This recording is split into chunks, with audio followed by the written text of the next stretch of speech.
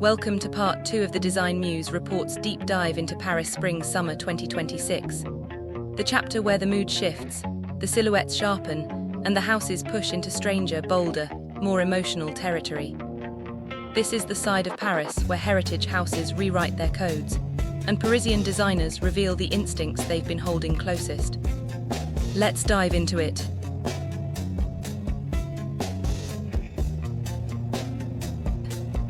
Celine razor-sharp rock minimalism with late-night attitude. Givenchy Burton leans sensual, sculpted, and 80s glam.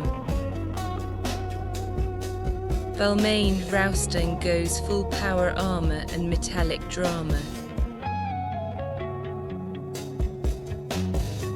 Alaïa liquid precision and body-carved knit mastery. Stella McCartney tailored ease with breezy conscious luxury. Tom Ford high-octane seduction in slick 90s coded glamour. Mugler aerodynamic silhouettes cut in latex and mesh. Zimmermann sun-washed romance in sculpted feminine volume.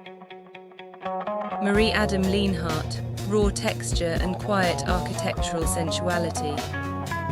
Lanvin softened elegance with modern polished restraint.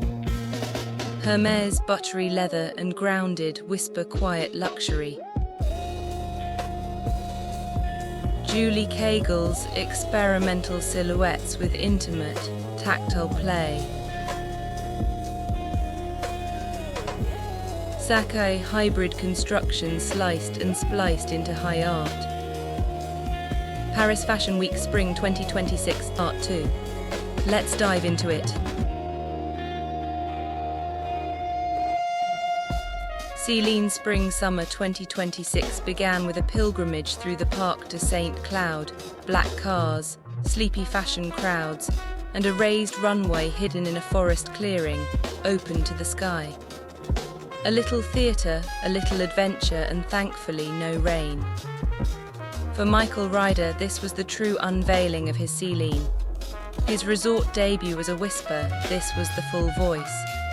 He opened with 3 tiny full-skirt dresses, 1 in black tweed, 2 in 60s daisies, complete with matching underwear, a wink at youth and the house's playful past.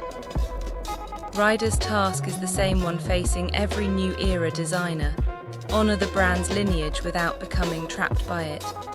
At Celine, that lineage is a double helix: Phoebe Philo's confident minimalism and Hedi Sliman's razor-sharp rock energy.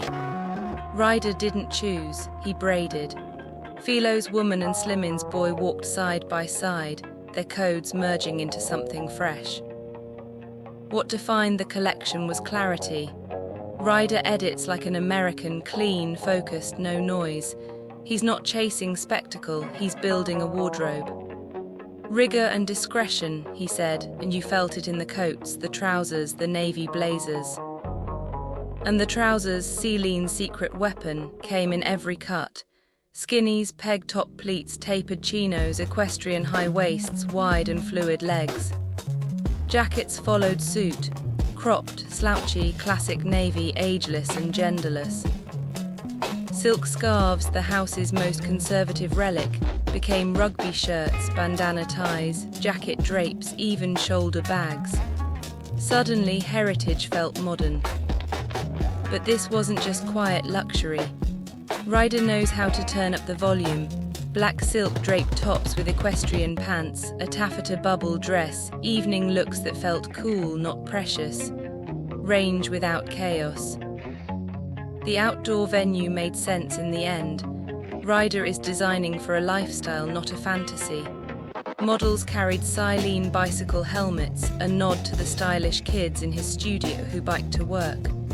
A small detail, but it said everything. Celine under Ryder is about freedom, movement, real life elevated. Celine Spring 26 wasn't loud, but it was confident. It honored its lineage without repeating it. And in a Paris season full of maximalist noise, Ryder's clarity felt like a breath of fresh forest air.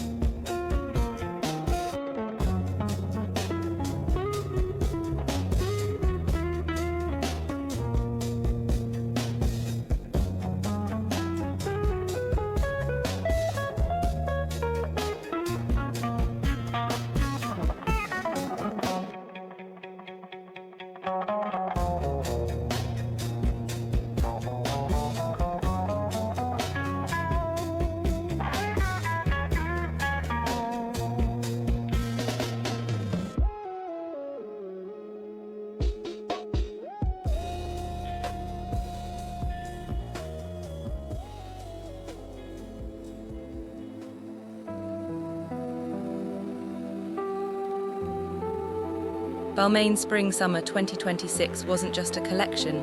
It was Olivier Rousteing walking back into the ballroom where his story began, and choosing to confront his own evolution in the very room that once terrified him. 14 years ago, at 26, he debuted here shy, scared and armoured in hyper-fitted, hyper-rigid opulence. Tonight, he returned to the same gilded walls not to recreate the past, but to rewrite it. Rousteing framed the season around a simple idea. A new era doesn't require a new house, it requires a new you. And that sentiment pulsed through every look. The opulence was still there, but softened, made organic, almost tactile. Dresses, shoes and bags rustled with clusters of ethically sourced seashells and wooden beads. Tassels and fringe swung with a bohemian looseness, echoing the ballroom's heavy curtains but without the weight of their formality. Instead of the square-shouldered, tooled leather blazers of his early years, Rousteing offered drop-armed, action-shouldered leather blousons, 80s coded, slouchy and full of movement. The Balmain army, once defined by its hard, uniformed precision, has been deconstructed into something softer, draped and deeply sensual. Silk and satin fell in heavy folds, creating shadows where armour once lived. Couture codes appeared, but with a new ease. An off-the-shoulder cashmere cotton knit twisted into an elegant cowl above a skirt dripping in shells. A rose crystal bodice showcased Balmain's technical virtuosity, but instead of feeling precious, it radiated a grounded naturalness, barefoot luxury for couture sand. This was Rousteing at 40, reflective, freer, and more emotionally attuned than the wunderkind who once burst onto this stage. He spoke about listening to life, learning from it, and allowing it to reshape you.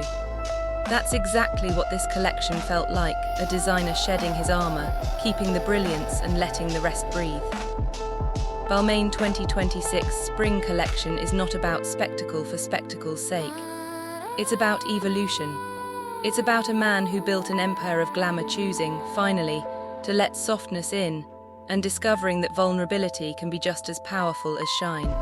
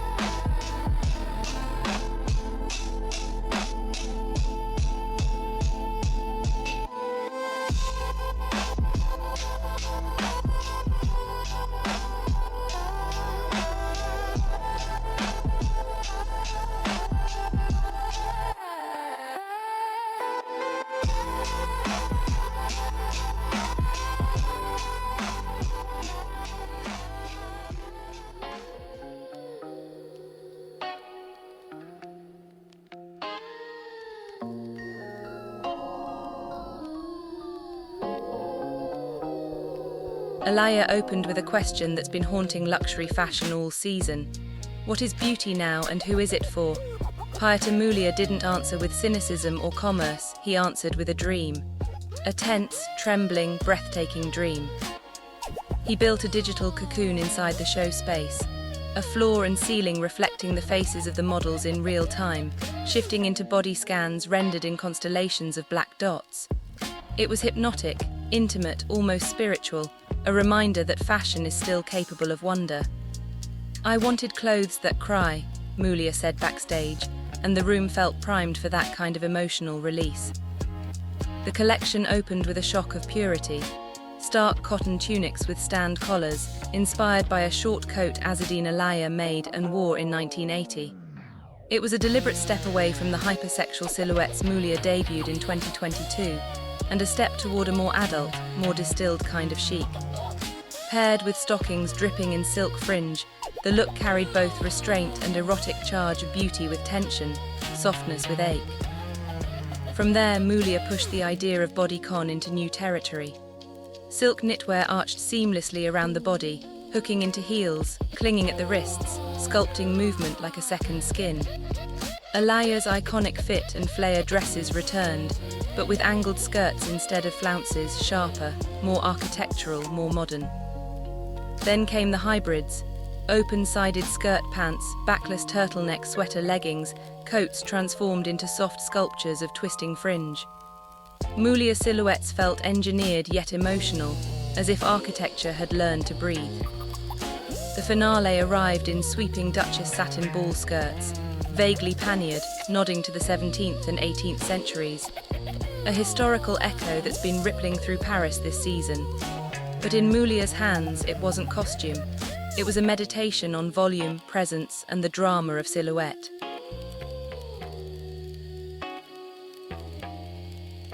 This was a collection built for stylists, celebrities, and conceptualists, the ones who crave visual tension and sculptural impact. But Mulier didn't forget the real world. Alongside the spectacle were pieces with ease, those crisp tunics, edge-to-edge jackets, and sweeping coats with the abstract air of North African burnouses. Commercial, yes, but still deeply Alaïa. Alaïa Spring-Summer 2026 was a dream with a pulse, a cocoon with a crack in it, beauty with tears in its eyes, in a season questioning the soul of luxury. Mulier answered with emotion, craft, and courage, and reminded us that creativity still matters.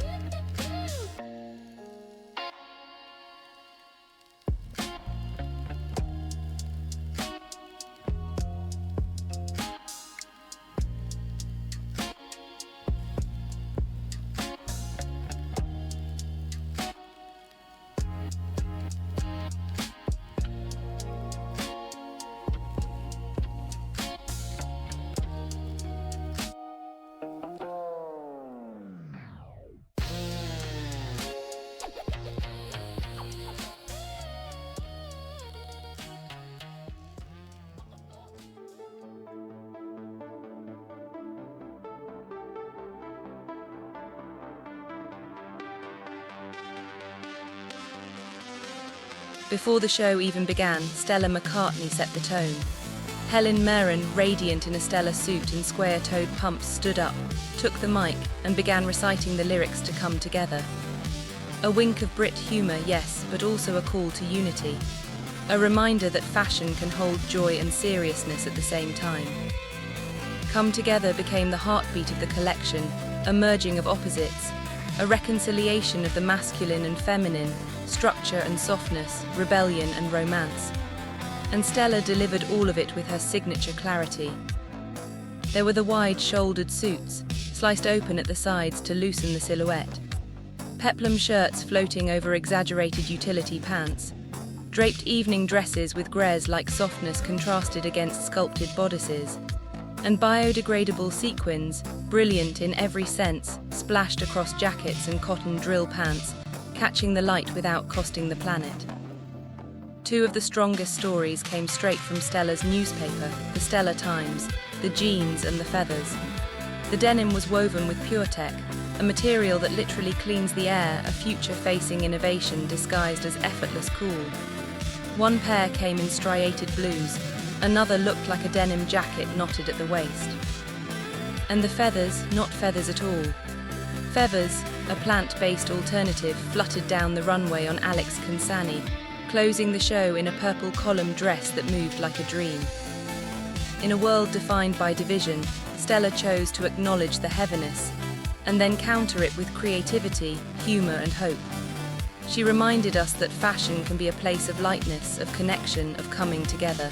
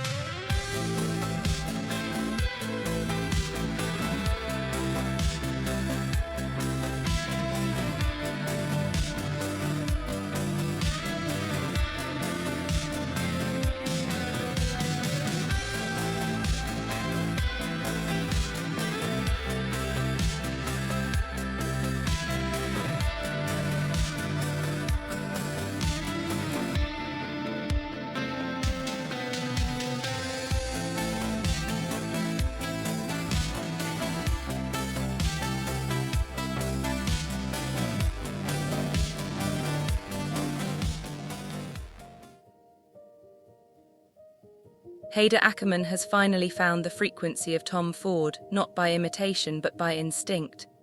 There's only one Tom, but Ackerman shares his cinematic pulse, his understanding that fashion is theatre, seduction, and a little bit of danger. Backstage, he told his models to seduce the audience while pretending not to know they were seducing, a delicious Ford-coded mind game. And on the runway, you could feel it.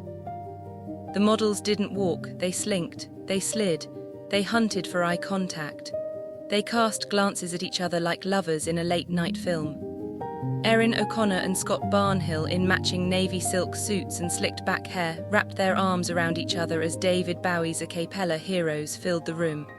It wasn't a runway, it was a scene. Ackerman described the collection as a midnight swim, that dangerous, sexy moment when the ocean is black and the air is warm and you dive in anyway.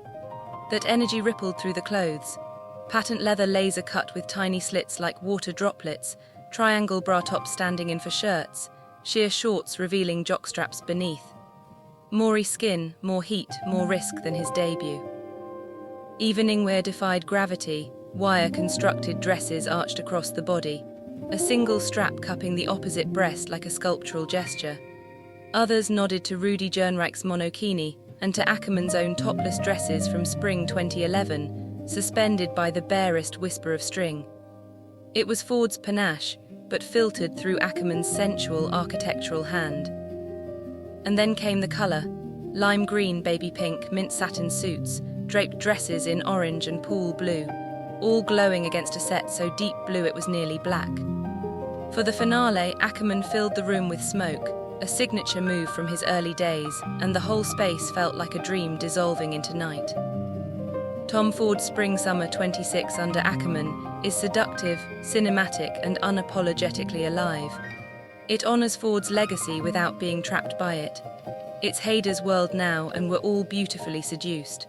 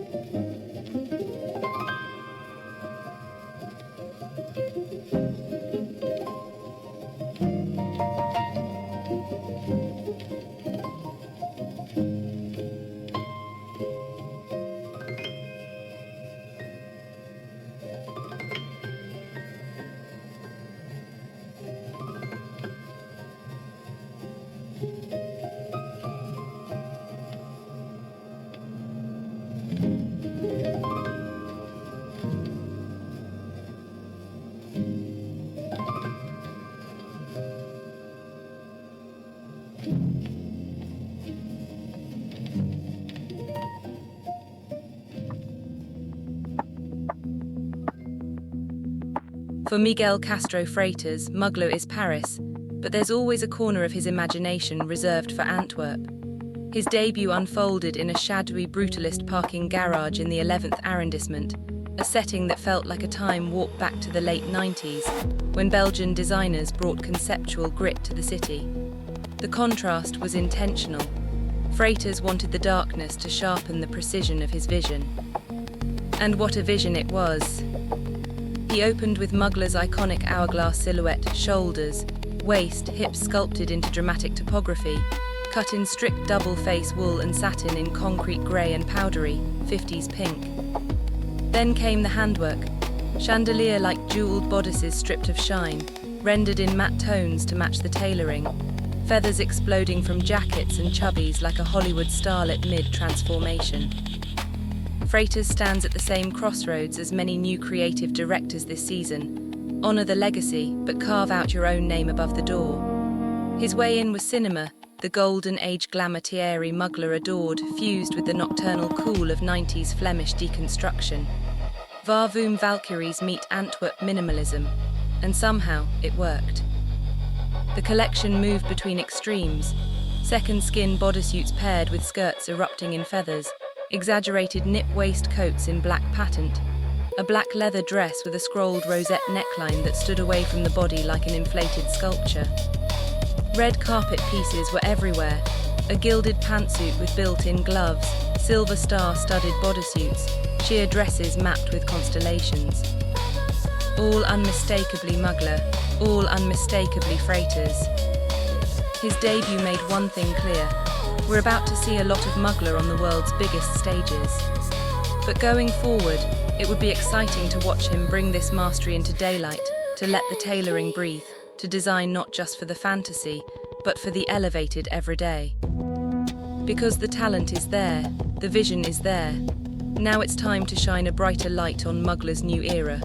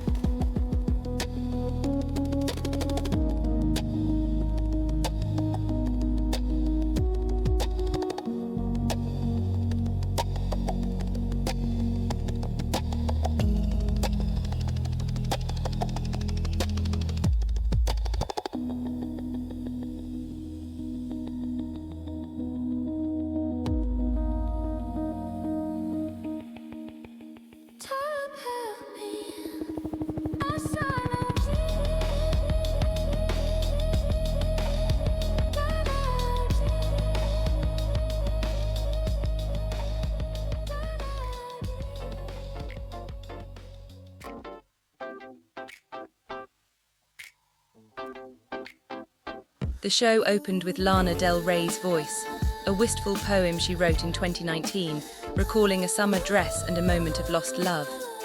And there she was in the front row, now a friend of the house, watching a sea of watercolor florals and billowing organza drift down the runway. Zimmermann at its most romantic. Would she choose one of the strapless lace-lined dresses braided at the décolleté, a gown in teal cut low along the back, or one of the airy silhouettes that bounced with every step? Maybe, but the beauty of this collection, titled Kindred Spirit, is that the answer didn't have to be a dress at all. There were mocha leather overalls, unzipped over a bodysuit, dark denim bell-bottoms with a matching bell-sleeve jacket, jet-set harem pants paired with a blousey halter top, pieces meant to live in a wardrobe for years, not seasons. Before the show, Nikki Zimmermann spoke about her inspiration. Photographs of Australian artists in Lavender Bay in the 1970s. Not bohemians, but a community, people working, living and playing together. Creating their own world in a conservative time. That sense of ease, joy and shared spirit infused every look. To bring it to the runway, the Paris and Sydney teams elevated the craftsmanship. Richer fabrics, intricate detailing, silhouettes that flatter without trying too hard. Zimmermann is expanding globally, but the secret sauce remains the same. Clothes that make women feel good, seen and beautifully themselves. Lana provided the poetry. Zimmermann provided the kindness. Together, they made Kindred Spirit feel exactly as its name suggests, warm, nostalgic and deeply connected.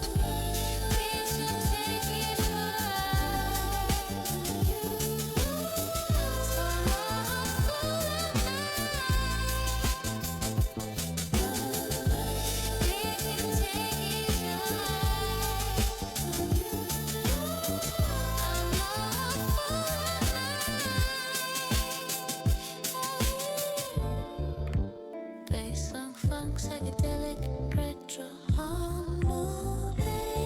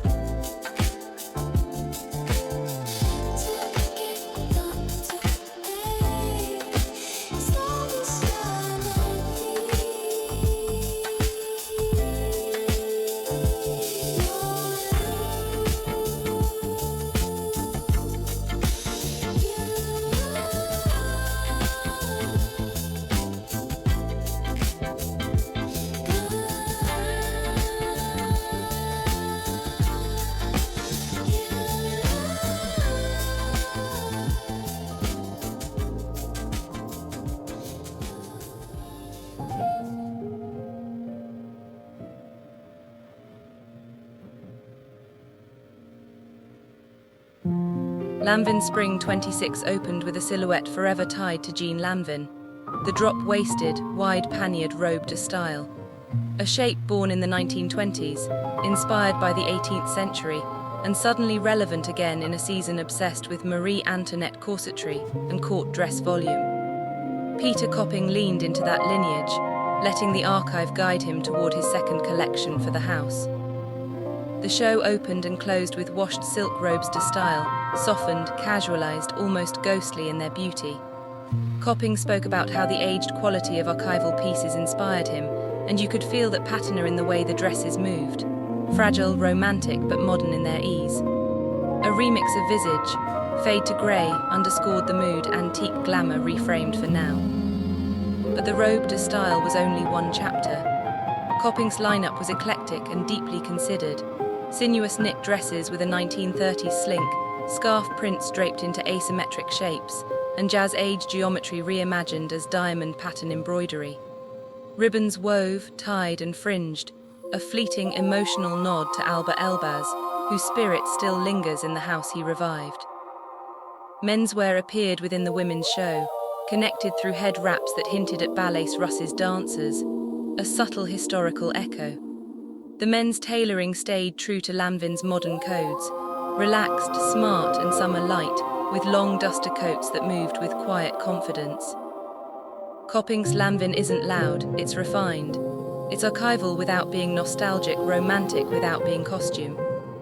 SS26 felt like a conversation between centuries, 18th century volume, 1920s elegance, 1930s drape, distilled through a contemporary lens. A house built on grace and craftsmanship, finding its rhythm again.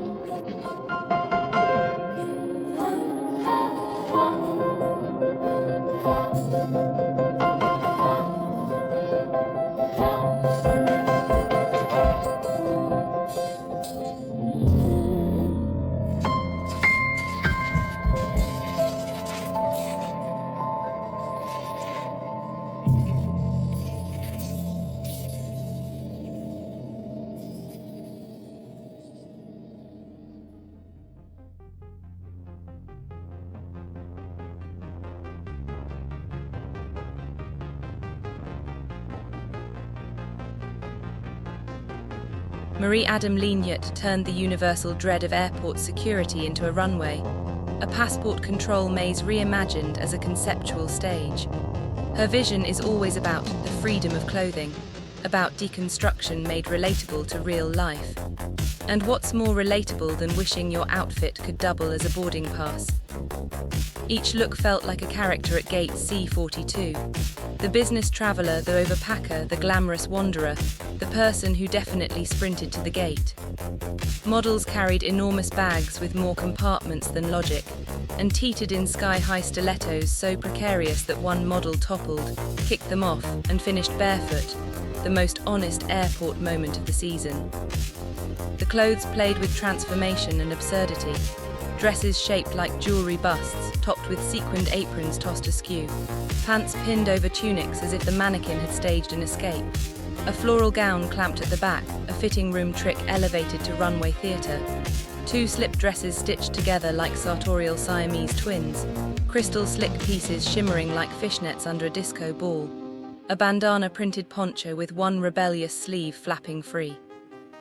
Even the trench coat refused to behave, its bottom half detachable, ready to moonlight as a second outfit. The humour was surreal, the references sly, the spirit unmistakably Belgian. A whisper of Margiela haunted the hems, a wink of irreverence threaded through every look.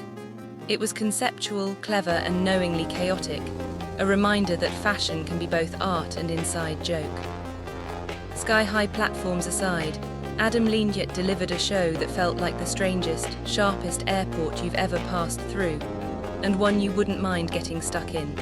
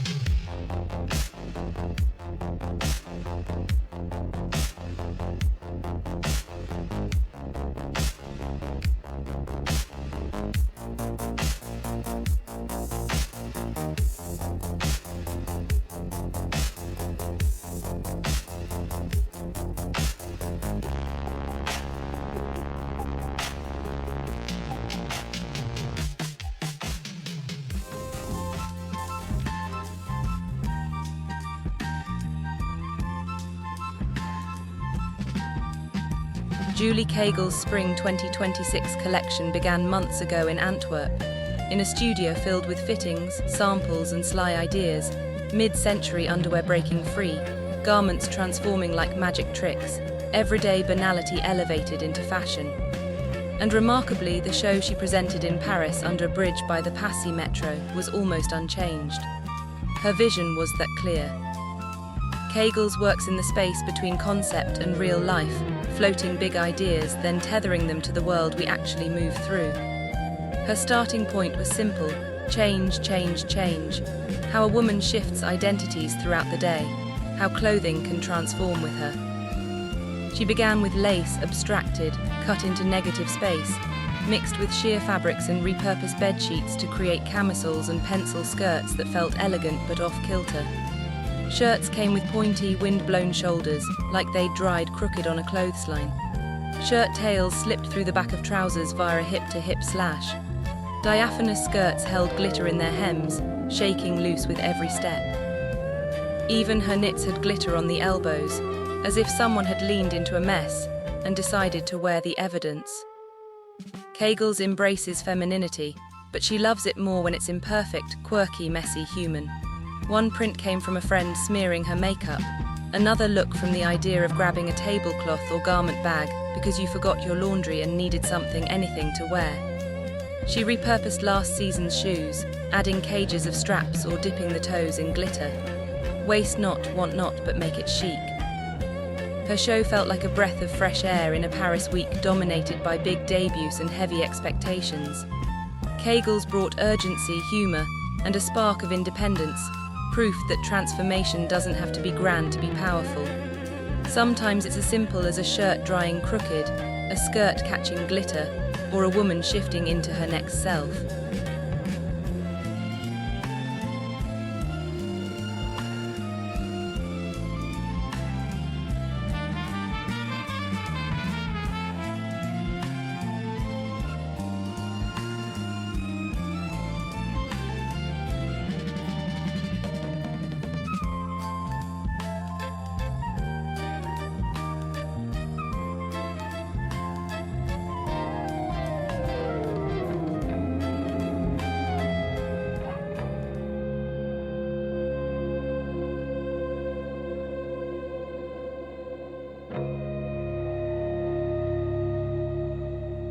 Hermès' 2026 spring collection carried the spirit of the Camargue, France's wild south, where white horses run through salt marshes and cowboys herd bulls under a Mediterranean sky.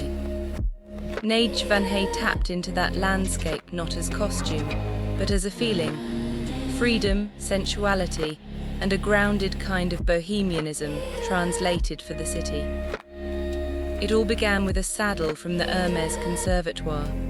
Studying its construction led Van Hey to leather harnesses, not corsets in the saloon girl sense, but structured, equestrian-coded pieces styled over bandeaus, crisp button-downs, and quilted silk twill riding jackets. Earth tones dominated: sand, olive, brown, red, black. In one look, the harness held a printed scarf across the chest, turning utility into seduction. There has been a quiet sexual undercurrent in Van Hey's recent work. Here it's surfaced more boldly. "I wanted the language of the skin," she said, and the collection delivered. Still, a broader range of body types would have strengthened the message. The scarf print, reinterpreted from an 80s Hermès carré, appeared as a button-front shirt, a quilted bra top, and a matching pencil skirt. Quilting itself became a motif, linking back to the Camargue saddle and appearing across silk, twill, and exceptional leather. Before the show, two sisters dressed head to toe in Hermès summed up the brand's appeal. Security: you can build a wardrobe without the pieces going out of style.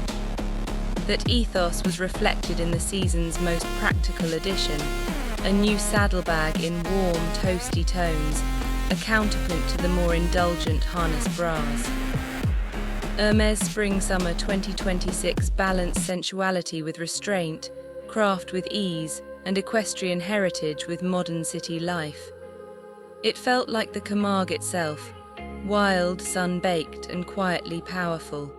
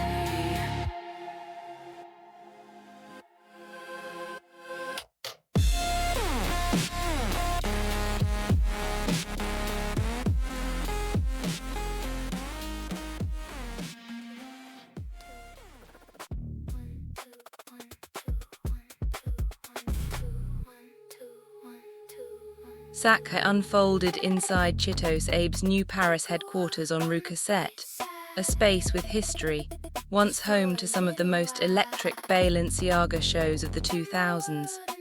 The room is small, almost confrontationally so, and that intimacy worked in Abe's favor.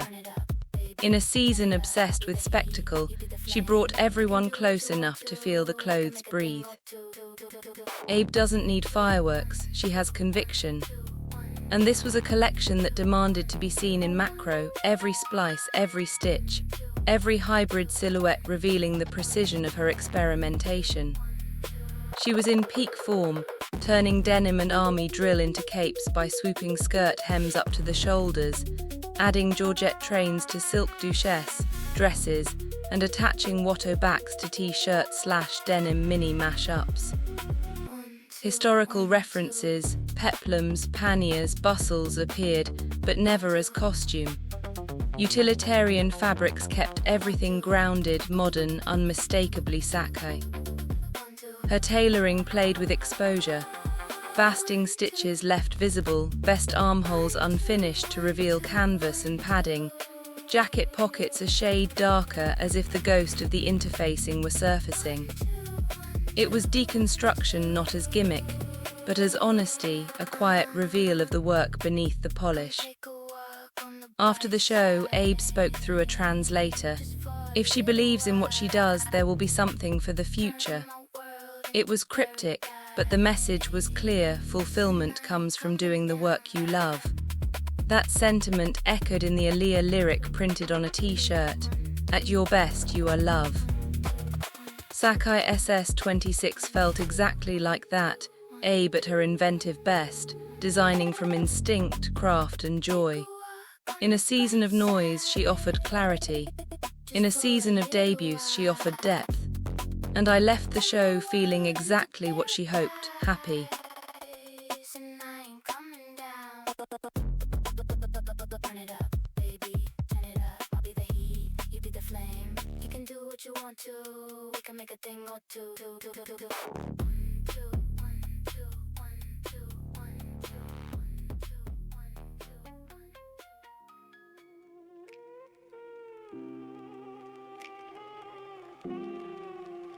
Sarah Burton's second Givenchy show opened with a reminder of just how deeply her debut resonated. 4 of the top 10 most saved images of the entire fall 2025 season belong to her. And tonight, the room was filled with clients wearing those pieces like trophies, proof that Burton has already carved out a new, powerful identity for the house. This collection picked up where the first left off, but with a shift in energy. Burton spoke about clarity, defining the silhouette, the woman, the cut, and you could feel that intention in the softening of her tailoring. Last season's jackets were almost architectural. This time she removed the inner canvas, giving them the ease of a cardigan, the lightness of a shirt. Still sharp, still sculptural, but now with breath. The curvaceous coat dress from last season returned, deconstructed and undone, its lapels peeling off the shoulders to reveal delicate brass straps. Blouses and leather jackets tipped forward, collars dipping low to frame heavy necklaces. Perfectos swooped up in the back to reveal lace mini-dresses, while skirts sat low on the hips, wrapped like bolts of fabric around the body. Everything elongated, everything sensual. And threaded through it all was a quiet pulse of 80s glam, body-conscious leather dresses, high-collared, bold-shouldered jackets, and a stark palette of black, white, and flashes of rich, lacquered red. Even the shoes carried the mood. Fringed, frou-frou, deliciously dramatic, the kind of footwear that doesn't just complete a look but punctuates it. Burton called it powerful femininity, not borrowed from menswear but built from feminine archetypes. Hence the bodysuits, the sheer puckered mesh, the needle-thin heels, the Marilyn Monroe print abstracted across a coat. A mind for business, bod for sin attitude threaded through every look.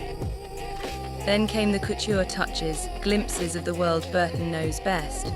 An off-the-shoulder coat in pool blue, embroidered with controlled abandon silk threads cascading in an ombre fringe.